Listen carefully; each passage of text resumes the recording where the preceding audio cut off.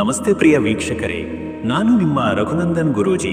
ಎಲ್ಲರಿಗೂ ಸಹ ನಮ್ಮ ಜ್ಯೋತಿಷ್ಯ ದಾರಿದೀಪ ಯೂಟ್ಯೂಬ್ ಚಾನೆಲ್ಗೆ ಸ್ವಾಗತ. ಯಾರು ಮೊದಲ ಬಾರಿಗೆ ನಮ್ಮ ಯೂಟ್ಯೂಬ್ ಚಾನೆಲ್ ಅನ್ನು ನೋಡ್ತಾ ಇದ್ದೀರಾ, ಪ್ರತಿಯೊಬ್ಬರೂ ಸಹ ಚಾನೆಲ್ಗೆ ಸಬ್ಸ್ಕ್ರೈಬ್ ಮಾಡಿ ಮತ್ತೆ ಶೇರ್ ಅನ್ನು ಮಾಡಿ. ವೀಕ್ಷಕರೇ, ಏಪ್ರಿಲ್ 2025 ಈ ತಿಂಗಳಲ್ಲಿ ಧನುರಾಶಿಯವರ ತಿಂಗಳ ಭವಿಷ್ಯ ಹೇಗಿದೆ ಎಂಬುದು ನಾನು ಈ ವಿಡಿಯೋದಲ್ಲಿ ನಿಮಗೆ ತಿಳಿಸಿಕೊಡ್ತೀನಿ. ವಿಡಿಯೋವನ್ನು ಪೂರ್ತಿಯಾಗಿ ನೋಡಿ. ವೀಕ್ಷಕರೇ, ಧನುರಾಶಿಯವರಿಗೆ ಈ ತಿಂಗಳು ಅವರಿಗೆ ಆಗುವಂತಹ ಲಾಭಗಳೇನು, ಅವರಿಗೆ ಆಗುವಂತಹ ಕಷ್ಟಗಳೇನು, ಅವರ ಜೀವನ ಹೇಗಿರುತ್ತೆ, ಪ್ರತಿಯೊಂದು ವಿಚಾರದ ಬಗ್ಗೆ ನಾನು ಈ ವಿಡಿಯೋದಲ್ಲಿ ನಿಮಗೆ ತಿಳಿಸಿಕೊಡುತ್ತೇನೆ. ಈ ವಿಡಿಯೋ ಧನುರಾಶಿಯವರಿಗೆ ತುಂಬಾನೇ ಒಂದು ಹೆಲ್ಪ್ಫುಲ್ ಆಗಿರುವಂತ ಒಂದು ವಿಡಿಯೋ ಆಗಿದೆ. ಆ ಕಾರಣದಿಂದ ವಿಡಿಯೋ ಕೊನೆವರೆಗೂ ಸಹ ನೋಡಿ. ಯಾರು ಸಹ ವಿಡಿಯೋವನ್ನು ಸ್ಕಿಪ್ ಮಾಡಬೇಡಿ. ಮತ್ತೆ ವೀಕ್ಷಕರೇ, ನಿಮಗೆ ಈ ವಿಡಿಯೋ ಇಷ್ಟ ಆದರೆ ವಿಡಿಯೋಗೆ ಲೈಕ್ ಮಾಡಿ ಮತ್ತು ನಿಮ್ಮ ಅನಿಸಿಕೆಯನ್ನು ಕಮೆಂಟ್ ಮುಖಾಂತರವಾಗಿ ತಿಳಿಸಿ. ಸರಿ ವೀಕ್ಷಕರೇ, ಇನ್ನು ತಡ ಮಾಡುವುದು ಬೇಡ, ವಿಡಿಯೋ ಶುರು ಮಾಡೋಣ. ಧನುರಾಶಿ ಏಪ್ರಿಲ್ 2025 ತಿಂಗಳ ಭವಿಷ್ಯ.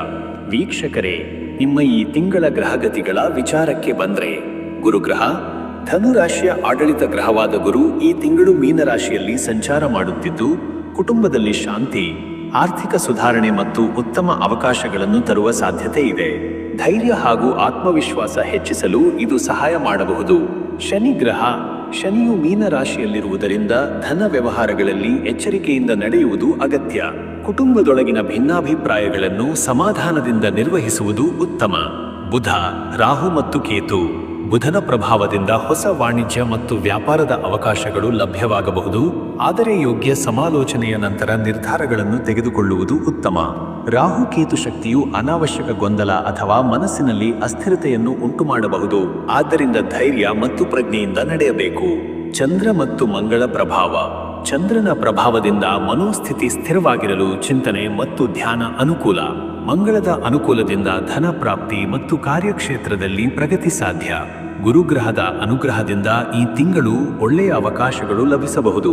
ಶನಿ ಗ್ರಹದಿಂದ ಜಾಣ್ಮೆಯಿಂದ ಹಣಕಾಸು ನಿರ್ವಹಿಸುವುದು ಒಳಿತು. ಈ ತಿಂಗಳು ಧನುರಾಶಿಯವರಿಗೆ ಕೆಲವು ಮಹತ್ವದ ಬದಲಾವಣೆಗಳನ್ನು ತರುವ ಸಮಯವಾಗಿದೆ. ಶನಿಯ ಪ್ರಭಾವದಿಂದ ಕೆಲವು ಸವಾಲುಗಳು ಎದುರಾಗಬಹುದು, ಆದರೆ ಗುರುಬಲದಿಂದ ನಿರ್ಧಾರಗಳನ್ನು ಸಮರ್ಥವಾಗಿ ತೆಗೆದುಕೊಳ್ಳಲು ಸಾಧ್ಯವಾಗುತ್ತದೆ. ಕುಟುಂಬ, ಉದ್ಯೋಗ, ಆರ್ಥಿಕ ಸ್ಥಿತಿ ಮತ್ತು ಆರೋಗ್ಯದ ಬಗ್ಗೆ ಹೆಚ್ಚಿನ ಗಮನ ಹರಿಸಲು ಅಗತ್ಯವಿದೆ. ಈ ತಿಂಗಳು ನಿಮಗೆ ಕಾರ್ಯಪದ್ಧತಿಯುಳ್ಳ ಯೋಚನೆ ಮತ್ತು ಸುಧಾರಿತ ತೀರ್ಮಾನಗಳ ಅಗತ್ಯವಿರುವ ಸಮಯವಾಗಿದೆ. ಇನ್ನು ವೀಕ್ಷಕರೇ, ನಿಮ್ಮ ಕೆಲಸದ ವಿಚಾರಕ್ಕೆ ಬಂದರೆ, ಈ ತಿಂಗಳು ಕಾರ್ಯಕ್ಷೇತ್ರದಲ್ಲಿ ಹೊಸ ಜವಾಬ್ದಾರಿಗಳು ಮತ್ತು ಅವಕಾಶಗಳು ಎದುರಾಗಬಹುದು. ನಿಮ್ಮ ಪರಿಶ್ರಮಕ್ಕೆ ಗುರುತಿನಂತೆ ಉತ್ತೇಜನ ಅಥವಾ ಹೊಸ ಪ್ರಾಜೆಕ್ಟ್ ಹಸ್ತಾಂತರಿಸುವ ಸಾಧ್ಯತೆ ಇದೆ, ಆದರೆ ಕೆಲಸದ ಒತ್ತಡ ಹೆಚ್ಚಾಗಬಹುದು. ಆದ್ದರಿಂದ ಸಮತೋಲನವನ್ನು ಕಾಯ್ದುಕೊಳ್ಳುವುದು ಅಗತ್ಯ. ಮೇಲಧಿಕಾರಿಗಳೊಂದಿಗೆ ಉತ್ತಮ ಸಂಪರ್ಕ ಹೊಂದುವುದು ಪ್ರಗತಿಯ ದಾರಿ ಸುಗಮಗೊಳಿಸಬಹುದು.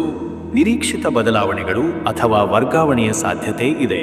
ಹೊಸ ಯೋಜನೆಗಳಲ್ಲಿ ಭಾಗವಹಿಸಲು ಅವಕಾಶ ಸಿಗಬಹುದು. ತಾಂತ್ರಿಕ ಜ್ಞಾನವನ್ನು ಹೆಚ್ಚಿಸಿಕೊಳ್ಳಲು ಇದು ಉತ್ತಮ ಸಮಯ.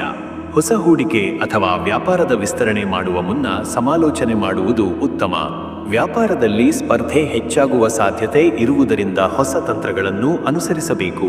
ಹಳೆಯ ಬಾಕಿ ಹಣ ವಾಪಸ್ಸು ಸಿಗಬಹುದು, ಆದರೆ ಖರ್ಚು ಮಟ್ಟವನ್ನು ನಿಯಂತ್ರಣದಲ್ಲಿಡುವುದು ಮುಖ್ಯ. ಹೊಸ ತಂತ್ರಗಳು ಮತ್ತು ತಾಂತ್ರಿಕ ಜ್ಞಾನವನ್ನು ಅಳವಡಿಸಿಕೊಳ್ಳಿ. ಸಹೋದ್ಯೋಗಿಗಳು ಅಥವಾ ಪಾಲುದಾರರೊಂದಿಗೆ ಉತ್ತಮ ಸಂವಹನ ಹೊಂದಿ. ಆತುರದಲ್ಲಿ ಯಾವುದೇ ದೊಡ್ಡ ನಿರ್ಧಾರ ತೆಗೆದುಕೊಳ್ಳದೆ ಸೂಕ್ತವಾಗಿ ಪರಿಶೀಲಿಸಿ. ಇನ್ನು ವೀಕ್ಷಕರೇ, ನಿಮ್ಮ ಹಣಕಾಸಿನ ವಿಚಾರಕ್ಕೆ ಬಂದರೆ, ಈ ತಿಂಗಳು ಆರ್ಥಿಕವಾಗಿ ಸಾಧಾರಣ ಪ್ರಗತಿ ಕಾಣಬಹುದು. ಆದಾಯದಲ್ಲಿ ಸಾತತ್ಯವಿರಬಹುದಾದರೂ ಖರ್ಚುಗಳನ್ನು ನಿಯಂತ್ರಿಸಲು ಜಾಣ್ಮೆ ಅಗತ್ಯ. ಹೂಡಿಕೆ ಮಾಡುವ ಮುನ್ನ ಸೂಕ್ತವಾದ ಪರಿಶೀಲನೆ ನಡೆಸುವುದು ಒಳಿತು. ವೇತನ ಭತ್ಯೆ ಹಾಗೂ ಬೋನಸ್ ದೊರಕುವ ಸಾಧ್ಯತೆ ಇದೆ. ಹೊಸ ವಹಿವಾಟುಗಳು ಲಾಭ ತರುತ್ತವೆ, ಆದರೆ ಸಣ್ಣ ಮಟ್ಟದ ಅಡ್ಡಿ ಎದುರಾಗಬಹುದು. ಹೂಡಿಕೆ ಮಾಡುವ ಮುನ್ನ ಸೂಕ್ಷ್ಮತೆ ಅಗತ್ಯ. ಅಧಿಕ ಲಾಭದ ಆಕಾಂಕ್ಷೆಯಿಂದ ತ್ವರಿತ ನಿರ್ಧಾರಗಳನ್ನು ತಪ್ಪಿಸಬೇಕು. ಧನ ಬಳಕೆ ಮತ್ತು ಹೂಡಿಕೆ ಖರ್ಚುಗಳನ್ನು ಸಮರ್ಥವಾಗಿ ನಿರ್ವಹಿಸುವುದು ಶ್ರೇಯಸ್ಕರ. ಅಪ್ರಯೋಜಕ ಖರ್ಚು ಹೆಚ್ಚಾಗುವ ಸಾಧ್ಯತೆ ಇರುವುದರಿಂದ ಹಣಕಾಸು ಯೋಜನೆ ಸರಿಯಾದ ರೀತಿಯಲ್ಲಿ ಮಾಡಬೇಕು. ಅಸ್ತಿತ್ವದಲ್ಲಿರುವ ಹೂಡಿಕೆಗಳು ಸ್ಥಿರ ಲಾಭ ನೀಡಬಹುದು. ಆರ್ಥಿಕ ಪ್ರಗತಿಗಾಗಿ ಹೊಸ ತಂತ್ರಗಳನ್ನು ಅನುಸರಿಸಿ, ಖರ್ಚು ನಿಯಂತ್ರಿಸಿ ಮತ್ತು ಉತ್ತಮ ಹೂಡಿಕೆ ಅವಕಾಶಗಳನ್ನು ಪರಿಶೀಲಿಸಿ.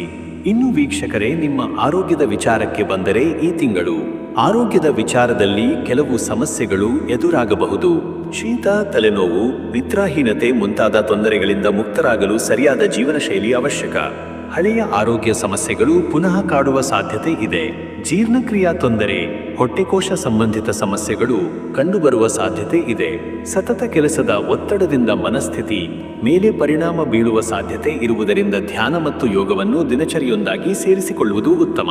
ಇನ್ನು ವೀಕ್ಷಕರೇ, ನಿಮ್ಮ ಕುಟುಂಬ ಮತ್ತು ನಿಮ್ಮ ಸಂಬಂಧದ ವಿಚಾರಕ್ಕೆ ಬಂದರೆ, ಈ ತಿಂಗಳು ಕುಟುಂಬದೊಂದಿಗೆ ಒಳ್ಳೆಯ ಸಮಾಧಾನಕರ ಸಮಯ ಕಳೆದೀತು. ಹಿರಿಯರ ಆಶೀರ್ವಾದ ದೊರೆಯುವ ಸಾಧ್ಯತೆ ಇದ್ದು, ಅವರ ಸಲಹೆ ನಿಮ್ಮ ಜೀವನದಲ್ಲಿ ಮಾರ್ಗದರ್ಶಿಯಾಗಿ ಕಾರ್ಯನಿರ್ವಹಿಸಬಹುದು. ಮನೆಯಲ್ಲಿ ಶಾಂತಿ ನೆಲೆಸಲು ನೀವು ಸ್ವಲ್ಪ ಹೆಚ್ಚಿನ ಧೈರ್ಯ ಮತ್ತು ಸಹನಶೀಲತೆಯನ್ನು ಪ್ರದರ್ಶಿಸಬೇಕು. ದಾಂಪತ್ಯ ಜೀವನದಲ್ಲಿ ಭಾವನಾತ್ಮಕ ಒಡನಾಟ ಮತ್ತು ಪರಸ್ಪರ ತಿಳಿವಳಿಕೆ ಹೆಚ್ಚಾಗಬಹುದು. ಕೆಲವು ಕುಟುಂಬಸ್ಥರೊಂದಿಗೆ ಸಣ್ಣ ಮಟ್ಟದ ಅಸಮಾಧಾನ ಉಂಟಾಗುವ ಸಾಧ್ಯತೆ ಇದೆ, ಆದರೂ ಸಂವಹನ ಮತ್ತು ಸಮಾಧಾನದ ಮೂಲಕ ಸಮಸ್ಯೆಗಳನ್ನು ಸರಿಪಡಿಸಬಹುದು. ಸ್ನೇಹಿತರ ಸಹಾಯದಿಂದ ನಿಮ್ಮ ಮನೋಸ್ಥಿತಿ ಉಲ್ಲಾಸವಾಗಿರಬಹುದು, ಹಾಗೆಯೇ ಸಂಬಂಧಗಳನ್ನು ಗಟ್ಟಿಗೊಳಿಸುವ ಅವಕಾಶಗಳು ಲಭ್ಯವಾಗಬಹುದು. ಕುಟುಂಬದೊಳಗಿನ ಶಾಂತಿ ಕಾಪಾಡಲು ಧೈರ್ಯ, ತಾಳ್ಮೆ ಮತ್ತು ಸ್ನೇಹಪೂರ್ಣ ಮಾತುಕತೆ ಅವಶ್ಯಕ. ಮಹತ್ವದ ನಿರ್ಧಾರಗಳನ್ನು ತೆಗೆದುಕೊಳ್ಳುವಾಗ ಮನೆ ಮಂದಿಯ ಅಭಿಪ್ರಾಯ ಕೇಳುವುದು ಒಳಿತಾಗಲಿದೆ. ವೀಕ್ಷಕರೇ, ನೀವು ಈ ತಿಂಗಳು ಗುರುಗ್ರಹದ ಅನುಗ್ರಹದಿಂದ ಭಕ್ತಿಭಾವ ಮತ್ತು ಧ್ಯಾನದಲ್ಲಿ ಆಸಕ್ತಿ ಹೆಚ್ಚಾಗಲಿದೆ. ಮನಸ್ಸಿನ ಶಾಂತಿ ಹಾಗೂ ಆತ್ಮವಿಶ್ವಾಸಕ್ಕಾಗಿ ನಿತ್ಯ ಪ್ರಾರ್ಥನೆ ಮತ್ತು ಜಪ ಮಾಡುವುದು ಉತ್ತಮ. ಪ್ರತಿ ಗುರುವಾರ ಹಳದಿ ವಸ್ತುಗಳನ್ನು ದಾನ ಮಾಡುವುದು ಶುಭಕರ. ಶನಿವಾರಗಳಂದು ಎಳ್ಳು ದೀಪ ಹಚ್ಚುವುದು ಮತ್ತು ತಿಲದಾನ ಮಾಡುವುದು ಶನಿದೋಷ ಶಮನಕ್ಕೆ ಸಹಾಯಕ.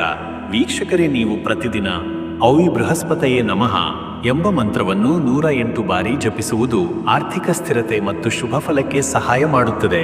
ಮತ್ತು ಔ ಶನೈಶ್ಚರಾಯ ನಮಃ ಎಂಬ ಮಂತ್ರವನ್ನು ಶನಿವಾರ ಜಪಿಸುವುದು ಉತ್ತಮ. ಆಧ್ಯಾತ್ಮಿಕವಾಗಿ ದೃಢತೆ ಪಡೆಯಲು ಹನುಮಾನ್ ಚಾಲಿಸಾ ಪಾರಾಯಣ ಅಥವಾ ಶ್ರೀ ವಿಷ್ಣು ಆರಾಧನೆ ಮಾಡಿ. ನಿಮ್ಮ ಶುಭ ಸಂಖ್ಯೆ 3, 9. ಜ್ಞಾನ, ಧೈರ್ಯ ಮತ್ತು ಆತ್ಮವಿಶ್ವಾಸ ಹೆಚ್ಚಿಸುವ ಸಂಖ್ಯೆಗಳು. ಈ ಸಂಖ್ಯೆಗಳ ಪ್ರಭಾವದಿಂದ ಹೊಸ ಕಲಿಕೆ, ಆರ್ಥಿಕ ಪ್ರಗತಿ ಮತ್ತು ಉನ್ನತಿ ಸಾಧ್ಯ.